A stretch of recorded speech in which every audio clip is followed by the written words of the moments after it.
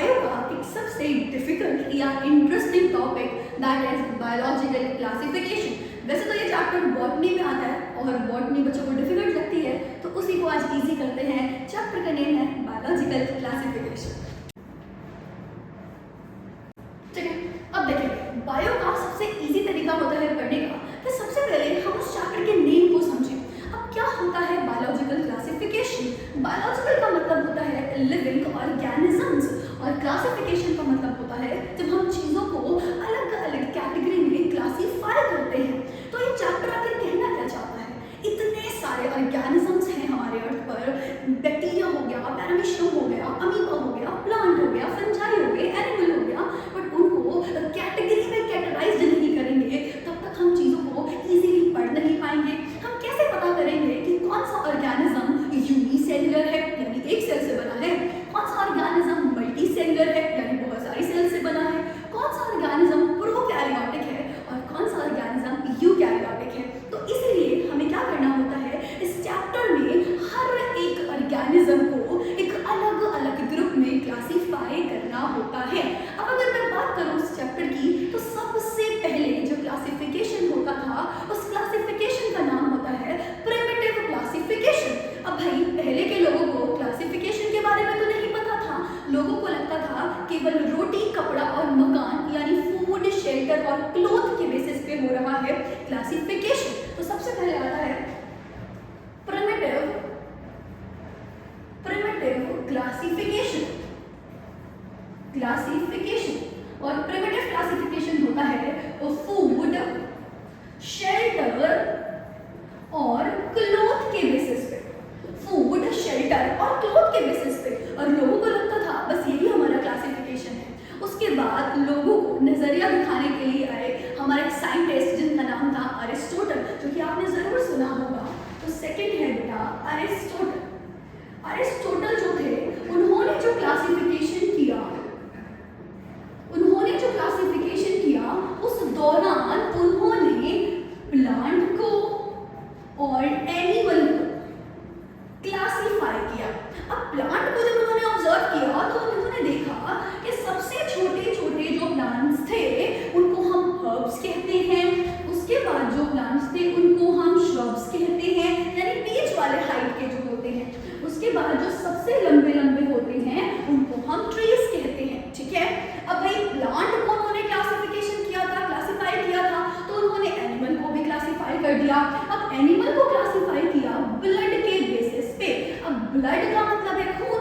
अब जनरली आप खून को लाल कलर से पहचानते होंगे, but is it not true? ठीक है, क्या होता है कि कुछ ऑर्गेनिजम्स में जो खून है यानी ब्लड है वो रेड कलर का दिखता है। इसका मतलब उसको रेड करने वाला पिगमेंट है, और पिगमेंट जो हीमोग्लोबिन है वो प्रेजेंट होता है आरबीसी में। इसका मतलब अगर आरबीसी प्रेजेंट है तो ब्लड कैसा होगा? Red in colour. तो ब्लड हो जाएगा रेड इन कलर, और रेड इन कलर होगा इसका मतलब उन्होंने इसको एक स्पेसिफिक वर्ड दिया इनाइमा। उन्होंने इसको वर्ड दिया इनाइमा। ठीक है, उसका जस्ट ऑपोजिट उन्होंने क्या किया, उन्होंने दूसरी तरफ किया जहां पर रेड ब्लड नहीं है यानी व्हाइट इन कलर है, तो उसमें बेटा आरबीसी नहीं होगी, उसमें आरबीसी एब्सेंट होगी। आरबीसी एब्सेंट का मतलब है कि वो व्हाइट इन कलर है, और बायो में व्हाइट को कलरलेस माना जाता है। ठीक है, तो यहाँ पे व्हाइट इन कलर हो जाएगा और इसको हम बोलते हैं एनाइमा। ए मतलब बायो में बेटा चीजों का एब्सेंट होता है। इतनी बात समझ में आ गई। अब नेक्स्ट हम मूव करते हैं अगला क्लासिफिकेशन यानी कैरोलस लीनियस का क्लासिफिकेशन, और यहाँ से चीजें बहुत अच्छी सुधरती चली जाएंगी। यानी बेसिकली जो मेन क्लासिफिकेशन है वो यहाँ से स्टार्ट होगा। नेक्स्ट क्लासिफिकेशन यानी कैरोलस लीनियस का क्लासिफिकेशन। अगर मैं इस क्लासिफिकेशन के बारे में आपको बताऊं तो ये जो कैरोलस लीनियस थे उन्होंने टू किंगडम क्लासिफिकेशन दिया था। अब भाई टू किंगडम क्लासिफिकेशन क्या होता है और उन्होंने किसके बेसिस पे क्लासिफिकेशन बनाया था? तो सबसे पहले जो थर्ड हम पढ़ते हैं that is two kingdom classification. Two kingdom classification. अब टू किंगडम क्लासिफिकेशन जो था वो दिया था कैरोलस लीनियस ने। Is given by by Carolus Linnaeus. ठीक है, अब देखिए किसी भी चीज को डिवाइड करने के लिए हमें कुछ ना कुछ आधार चाहिए होता है, यानी कुछ ना कुछ बेसिस तो होना चाहिए। बिना किसी बेसिस पे हम किसी दो चीज को डिवाइड नहीं कर सकते। तो यहाँ पर उन्होंने क्या किया था, दो किंगडम बनाए थे, जिसमें से सबसे पहला किंगडम था किंगडम प्लांटी, किंगडम प्लांटी, और दूसरा किंगडम उन्होंने बनाया था किंगडम एनिमेलिया, किंगडम एनिमेलिया। अब ऑब्वियस सी बात है हमें बेसिस तो लेना होगा। अब बेसिस उन्होंने जो लिया था, उन्होंने सिंपल सा बेसिस लिया था, प्रेजेंस और एब्सेंस ऑफ सेल वॉल। उन्होंने बोला तुम यूनिसेलुलर हो डजंट मैटर, तुम मल्टीसेलुलर हो डजंट मैटर, बस अगर तुम्हारे पास सेल वॉल प्रेजेंट है तो तुम्हें किसके अंदर आना है, प्लांटी के अंदर, क्योंकि यहाँ सेल वॉल प्रेजेंट होगी। और बेटा अगर सेल वॉल नहीं है तो किसमें आएंगे ऑर्गेनिज्म, आपके किंगडम एनिमेलिया में। तो उन्होंने कहा जितना भी लिविंग ऑर्गेनिज्म है वो कुछ भी हो, चाहे यूनिसेलुलर हो, चाहे मल्टीसेलुलर हो, चाहे प्रोकैरियोटिक हो, चाहे यूकैरियोटिक हो, वो सब किसके बेसिस पे डिवाइड होंगे, केवल सेल वॉल होने पर और नहीं होने पर, यानी प्रेजेंस और एब्सेंस ऑफ सेल वॉल। अगर सेल वॉल है तो किंगडम प्लांटी में जाना है, सेल वॉल नहीं है तो किंगडम एनिमेलिया में जाना है। बाकी कोई भी बेसिस नहीं देखा गया था।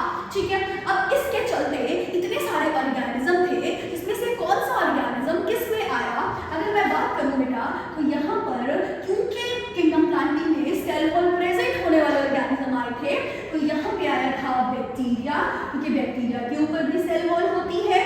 और यहाँ पे आया था फंजाई, क्योंकि फंजाई के ऊपर भी सेल वॉल होती है। और प्लांट के ऊपर तो आप जानते ही हैं, प्लांट के ऊपर भी सेल वॉल होती है। और अगर मैं बात करूं एनिमल की, तो एनिमल के ऊपर सेल वॉल नहीं होती। लेकिन अगर मैं प्रोटिस्टा की बात करूं तो कुछ प्रोटिस्टा एनिमल की लाइक कैरेक्टर रखते हैं और कुछ प्रोटिस्टा आपके प्लांट लाइक कैरेक्टर रखते हैं। तो इसलिए कुछ प्रोटिस्टा के ऊपर सेल वॉल होती है, तो सम प्रोटिस्टा आएंगे किंगडम प्लांटी के अंदर और सम प्रोटिस्टा आएंगे इसके अंदर, आपके एनिमेलिया के अंदर। तो कुछ इस तरीके से चीजें नजर आई। अब इतना कुछ होने के बाद लोगों को लगा कि भाई तुमने टू किंगडम क्लासिफिकेशन दे दिया, ये तो बहुत बड़ी बात थी, लेकिन इसमें जो गलतियां थी वो कौन देखेगा। मतलब बेसिकली जो ड्रॉबैक आए थे टू किंगडम क्लासिफिकेशन के, वो बहुत सारे थे। कहने का मतलब है उन्होंने ये तो देखा ही नहीं कि बैक्टीरिया जो होता है वो एक सेल से बना होता है, फंजाई प्लांट जो है वो बहुत सारी सेल से बने होते हैं। आपने केवल ये देखा कि सेल वॉल है या नहीं है, बस आपने उसको एक ही किंगडम में रख लिया। आपने ये देखा ही नहीं कि बैक्टीरिया और फंजाई दोनों अलग अलग हैं। बैक्टीरिया एक सेल से बना है, फंजाई बहुत सारी सेल से बना है। वही आपका बैक्टीरिया प्रोकैरियोटिक होता है और फंजाई कैसी होती है, यूकैरियोटिक होती है। तो इन सबको रीड करने के बाद आपके तीन ड्रॉबैक निकल के आए। तो basically drawbacks of two kingdom classification, ठीक है। अब उन्होंने क्या किया था, उन्होंने डिफरेंस ही नहीं बताया भाई, डिफरेंस ही नहीं बताया किस किस में। उन्होंने एक तो यूनिसेलुलर मल्टीसेलुलर को जो अलग अलग रखना था उनको एक साथ रख दिया। उसके बाद प्रोकैरियोटिक और यूकैरियोटिक को जो अलग अलग रखना था उसको एक साथ रख दिया। अच्छा, तीसरा अगर आप देखें तो फंजाई अपना खाना खुद नहीं बना सकती, ठीक है, क्योंकि वो हेटेरोट्रॉफिक होती है। वहीं पे प्लांट जो है वो अपना खाना खुद बना सकता है, यानी ऑटोट्रॉफिक होता है। इन दोनों को भी एक किंगडम में रखना सही बात नहीं थी। तो इसका मतलब हम कह सकते हैं कि यहाँ पे तीन ड्रॉबैक आए। सबसे पहला था उन्होंने अलग अलग नहीं किया, यानी डू नॉट डिफरेंशिएट, उन्होंने क्या किया, उन्होंने यूनिसेलुलर और मल्टीसेलुलर को अलग अलग नहीं किया था। उन्होंने यूनिसेलुलर एंड मल्टीसेलुलर को अलग अलग नहीं किया। दूसरा था प्रोकैरियोटिक एंड यूकैरियोटिक को अलग अलग नहीं किया था। और तीसरा आ जाएगा आपका ऑटोट्रॉफिक एंड हेटेरोट्रॉफिक। और ऑटोट्रॉफिक यानी जो अपना खाना खुद बना ले उसको हम फोटोसिंथेटिक भी कह सकते